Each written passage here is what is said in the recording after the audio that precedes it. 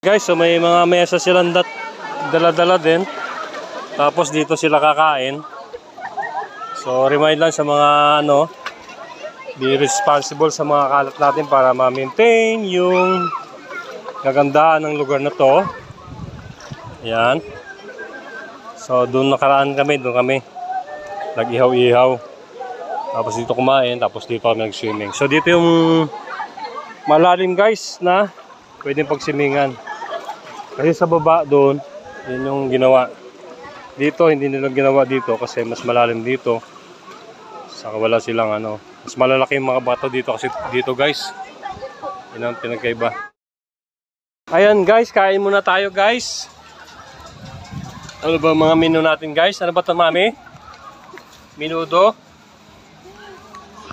May pusit pa. Yan, pusit guys, yung nahuli ko guys. At Shanghai tilapia, diba? Bruhang yung scabbard fish black. Yan yung mga bahan namin, tapos mga soft drinks, mga alibaba.